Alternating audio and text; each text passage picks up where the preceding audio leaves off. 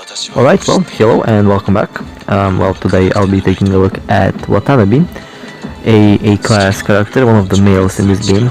Pretty much one of those characters that kinda caught my eye because his performance kinda was really interesting, and his way of being played is also really interesting.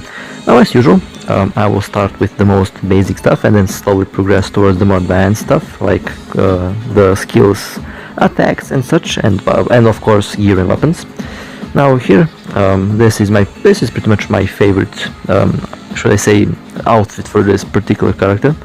I like how serious he looks, so yeah. And well, on to the most basic stuff that we can know about him. So he's a class, 100% physical damage. Is a good character to fight single enemies and has both buffs when attacking from behind. On the graph we can find out that he has high burst, high damage, high difficulty, survivability is kinda medium to low, support is almost non-existent, and well, this is a attack type character, or should I say a assault type character. That means his primary role in most cases will be pure DPS. Onto the equipment. Well, again, this is the equipment that you can choose from. This is what the game has recommended us for the pain cage and for the war zone. Again, you are free to choose from these equipments, but again, you can also choose your own builds to suit your own needs. I always support that people can be creative with the builds and that they can use whatever they think they like and whatever they think works for them. So that goes for that. The weapon is also pretty much really interesting. A 6-star and 5-star. Pretty much only the weapons are somewhat needed. These are the characters for the teams for Pain Cage and Warzone. Again, you can be pretty creative with them. You can go with these, and also you can pretty much go with any other team that you pretty much think, or the team that you pretty much want to go with. Pretty much everything will work. Now on to the basics. Now his health 6. But now these numbers will vary when I change the build. Since at the moment I have a custom build that I pretty much don't use. His level is also progressing quite up, almost maxed out. He is double S rank in my case, a bit upgraded, so this will be interesting. And well, on to the skills. Now we have the red signal, yellow signal and blue signal. The red signal pretty much deals 155.29% damage, 110% damage and 465% damage. When you match 3 of the same color, you get an additional 155.29 damage buff, which is pretty nice. Again, he is attacking the frontal enemies, so 4 hits are there. The yellow signals pretty much deal 116, 233 and 349 at 1, 2 or 3 yellow, and when you match 3 you will deal an additional 116.47% of physical damage. Again, pretty good numbers. Again, he has buffs attacking enemies from behind, according to the game, and the blue signal will deal those respective damages according to number of signals you match, and in the end you get an additional 197.65% of physical damage if you attack the enemies from behind. And well, on to the skills. Now the active skills. His basic attack will deal 698.82% damage. This is another of one of his special attacks, which will deal 2,800 damage, physical damage. His QT will deal 547.06% of damage, and this is a passive, which will give you 18.24% of physical damage. And well, on the double S rank, or should I say when you max out the affection, you pretty much get 3 signals on start. Oh man, the passive. Now the passive one is pretty interesting, since you have to mark the enemies, which I will show you how to do in a second, and that will pretty much give you a respective damage buff to them. And again, these are some passive skills which will increase like damage by 5%, 10%, and the other one you unlock when you have him on the triple S rank, you get an additional 15% of physical damage, and the last one will give you an additional 15% of physical damage when you hit the enemies 10 times or more. Alright, well, all pretty decent, pretty much some really high numbers there.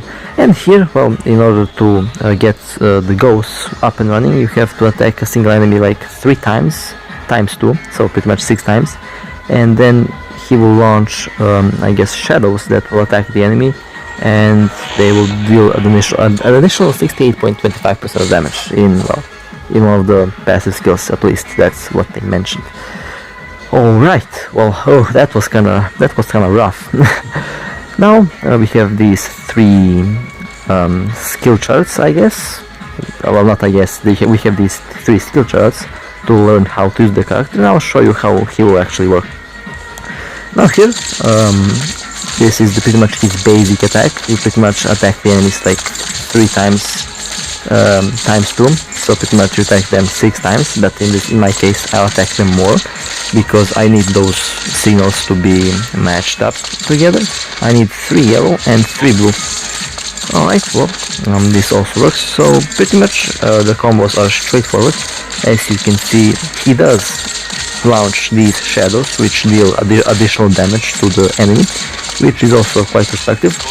It gets increased according to level, and then you get an additional boost after you match 3 yellow, or if you match, like, you can match 1 yellow and 1 blue for a minimum, and for maximum effect you match 3 yellow and 3 blue, and then he gets a attack speed buff, and then he gets more damage pretty much, because he will deal those extra 150+% of damage with those matched 3 signals. And this is the way you do pretty much maximum possible damage with this character. Pretty decent, I would say, like pretty decent.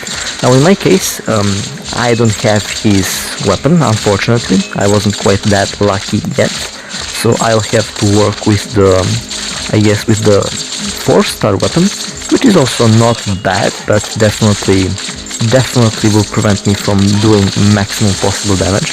But you can pretty much guess how, and pretty much get the feel how this character looks and how this character plays by this current gameplay.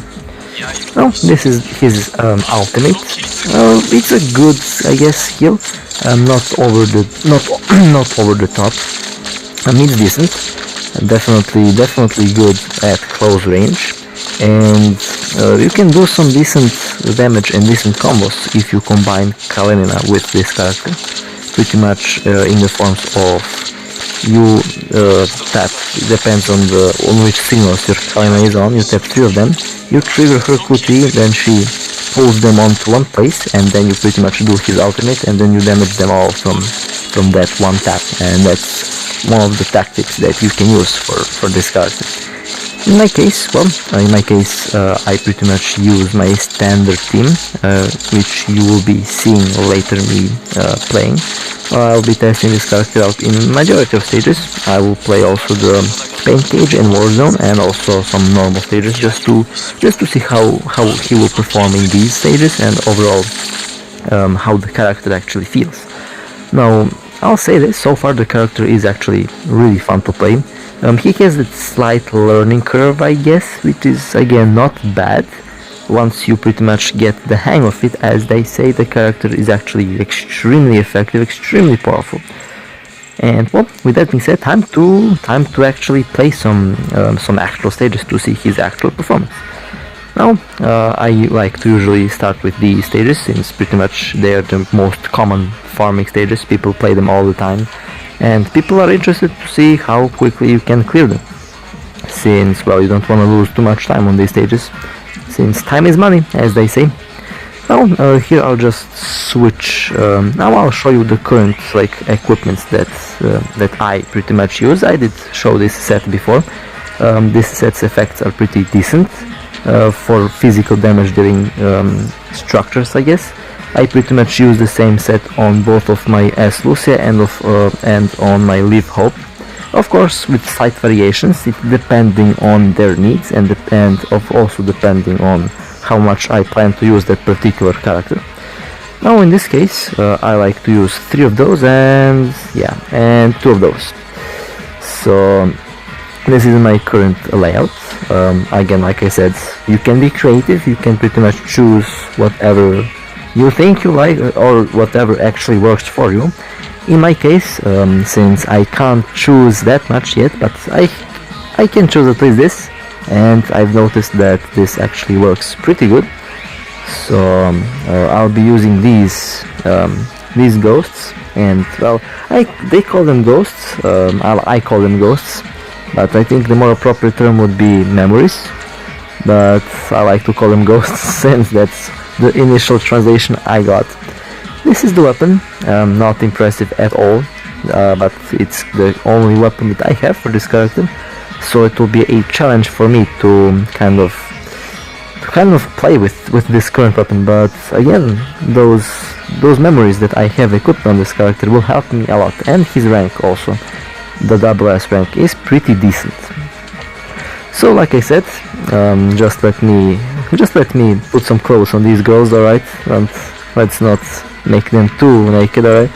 So pretty much those are the memories that I use on all physical damage dealers. Pretty much those who are elemental, I will use some balance gears layout, I guess, since you want to make sure that you take advantage of the elemental part and of the physical part. And well, when a structure is solely physical, then you just go all out physical on them. Alright, well, let's see how he will perform. Now, it depends on your start. You pretty much can choose which signals you want. So in my case, I was here kinda lucky to get 3 yellow at first and a blue one, and that was rather quick, judging by the low weapon level and low weapon grade. This can only be better. And well, look at, okay, that was lucky. I got a really good gear there, a really good memory, which I will need for home. That's alright, finally some luck to shine on my face. Alright, well, on to the next stage. Now, this character is pretty much as they call it, a single enemy fighter. That's pretty much meaning that he is good at dealing with one particular enemy. In this case, I actually managed to fight a variety of enemies with him, but his best use is when you actually fight a single enemy. That way, because of his attacks are more single enemy oriented. There is not much area damage around him, so keep that in mind. And also, I didn't mention about his fragility. He, tank-wise, is their midi core, goes towards the low HP zone, but he's not fragile as Alpha. He's definitely more tanky than Alpha, but still, having a medic around is always a good option. Without a medic, it can be quite difficult fighting the higher end stages and higher end challenge, or should I say higher end end game content in general. Since in higher end you have like bleed, you have like all sorts of stuff, and having a medic on your side definitely is good. So having a sleeve around, or should I say having any type of sleeve around, particularly set up for healing, is also a really good idea. As a secondary, if you go full DPS with this character, you can go with Nanami. S or A, both will do the job. You want that damage reduction and you want that shield going on for you. That way you can maximize your effectiveness, and that way you can focus more on fighting than on dodging. Since all these, like I noticed, most of these DPS characters kinda have a problem with health, in the terms of 1 or 2 hits can kill them. So having a medic and a defender on your side definitely is a good idea. In my case, I pretty much roll with this team most of the time, since well, that's how I roll, and I pretty much got used to the constant dodging and to the constant evading, if you can call it like that, since I try to get my skill up there. And well, onto the war zone. Now here is where stuff gets interesting. Here, since my weapon isn't the best, obviously, I might struggle. I thought at least that I was struggling, but turns out it's not so bad. It's actually pretty decent, and you can only imagine what I would be able to do if I had his 5-star or 6-star weapon maxed out, of course. This would be child's play. This would be easy. Like, this would be really easy. And this is one of those examples where you use the ultimate around multiple enemies, where you pretty much can hit them all at once. Now, in Warzone, his ultimate can pretty much take out all the mobs around. If you pile them up on one spot with, for example, Kalenina, you can pretty much take them out in one hit. And well, in my case, I am not doing that because I pretty much don't have to, since I rely on the fast attacks and on the enemies to group them all together by themselves, which is not a good idea, I'll admit, but works somehow, so I'm good. And by the way, something graphics related. This stage must be one of the prettiest stages in this game. I'm not gonna like lie or anything. I'm just gonna be straight honest. This stage looks absolutely stunning. First, when I saw this stage like first time, like in the first closed beta test, I was kinda amazed how well this looked on a mobile phone. And well, playing this at 60 frames per second definitely looks absolutely amazing. And well, let me just return to the character over there. Now here you can see my HP going down, and there is a good trick that maybe you know, maybe not, but I'll just tell you. I did switch to S-Live, and then I triggered his QTE, and then I tapped on the 3 yellows. And what I did that way is I did kill him, and now his HP is back up. Now he is definitely less vulnerable towards bleed than S-Lucia, but bleed can still take you out if, for example, your gear is more, I guess, DPS oriented, and if you don't have lots of HP, then the bleed can be a problem, and then you will have to switch between characters quite often. Or in my case, well, I did switch once, but I kinda killed him, so that's not a big problem. And that was kinda close-ish. But I did it, I managed, it's not a big problem.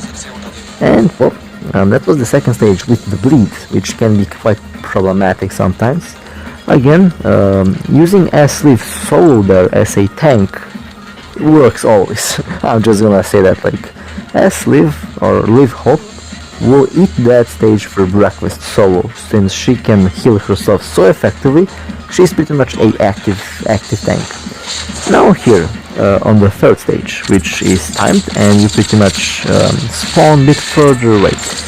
This might be a problem. Now in the first playthrough of this stage that you are watching here right now, I did make some mistakes on purpose, just to simulate how this can look if you make mistakes. And even if you make mistakes, this character can pull his weight pretty decently. Now here I got stuck on this pot by accident. That wasn't planned. That wasn't planned, alright. But I got stuck. So beware of that pot on there, since that thing can get you stuck and lose some seconds. So when you get hit, you pretty much lose a couple seconds. That might be a problem, so don't get hit.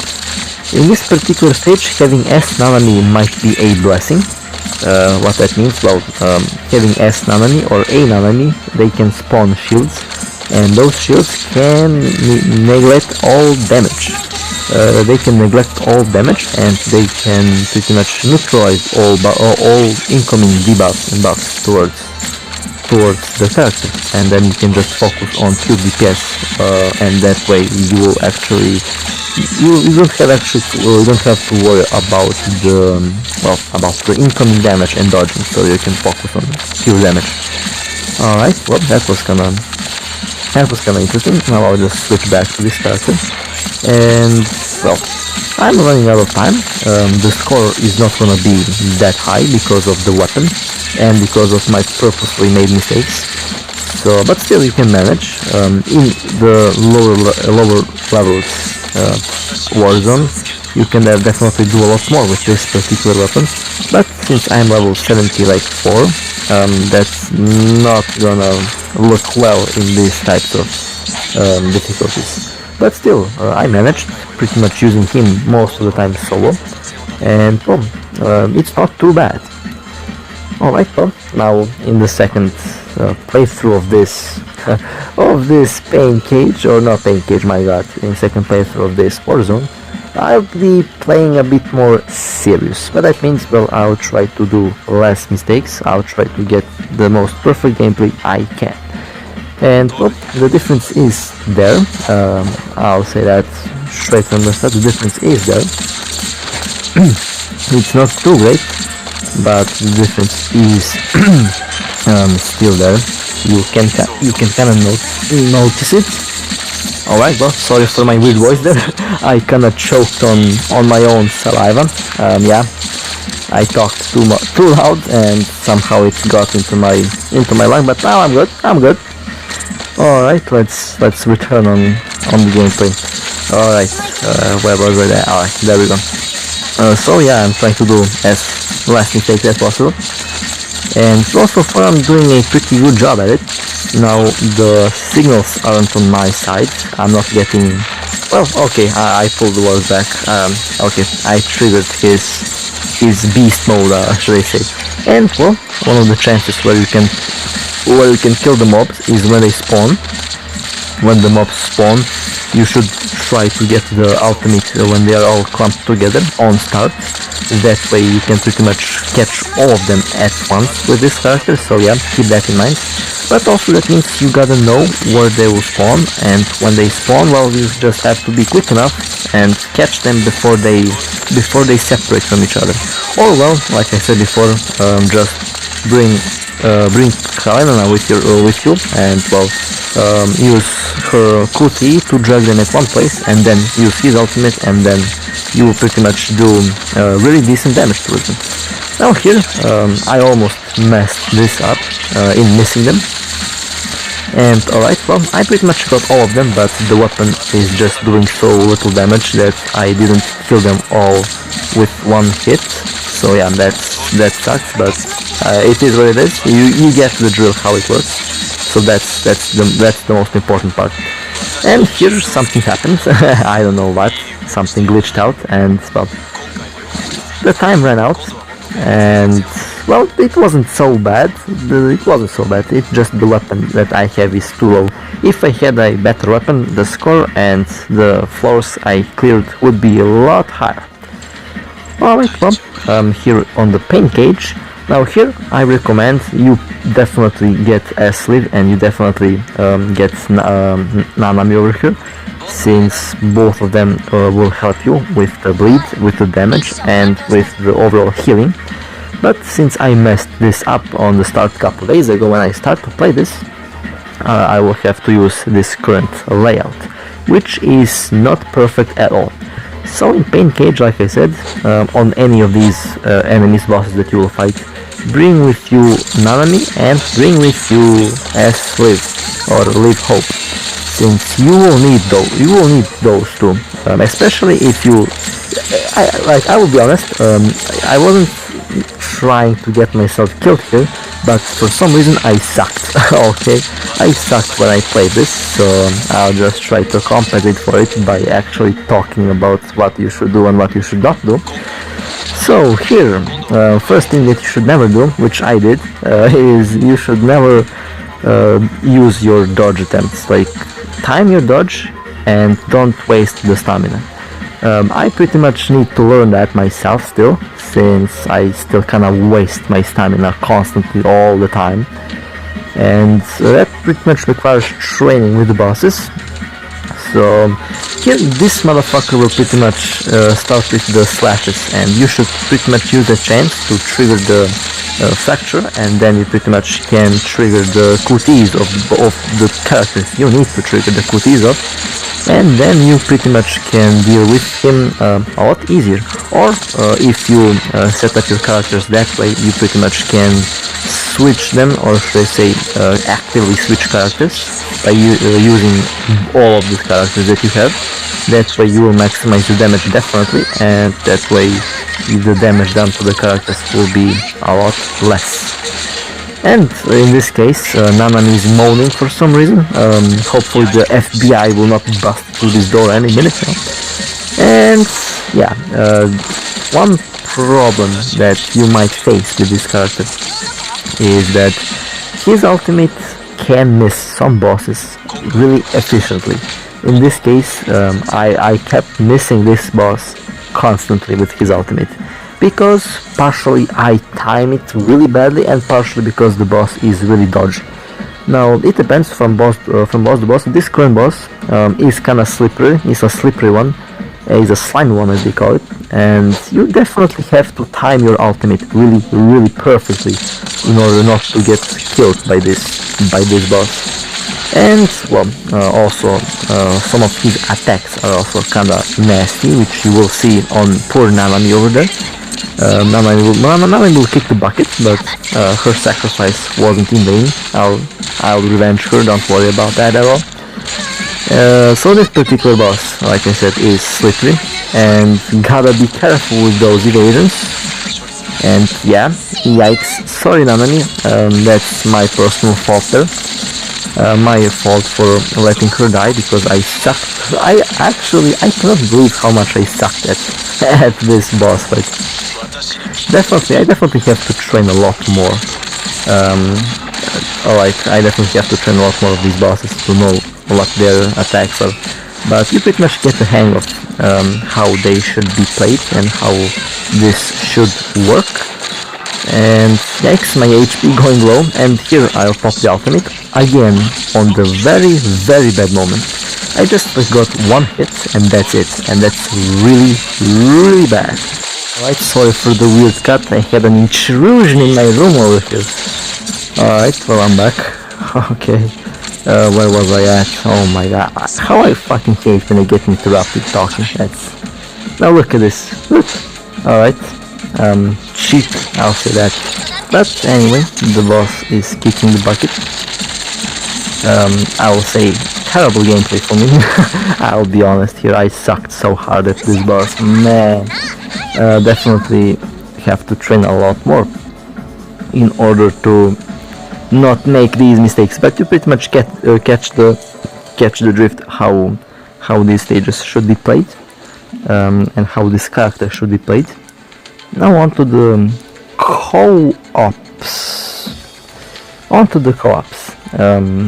This character in co-op is also pretty decentish, should I say.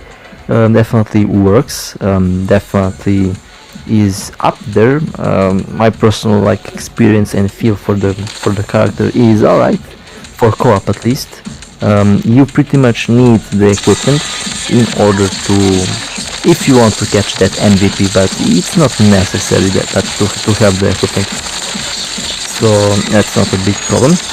Also, in co-ops, you should definitely try to get one of your teammates to have a live by your side. Because for most of us the co-op will be highly delayed, because the servers are in China, and we are most of us are somewhere else, so the delay will be crazy. So you pretty much can forget about dodging and evading, and you should pretty much here focus solely on DPS and pretty much rely on the teammates to heal you. At least that's how I roll. Now of course I can try to make this character to be a tank. I definitely can do that, I can try it. Maybe we will succeed, I'll have to see. But in co-ops like this, you should definitely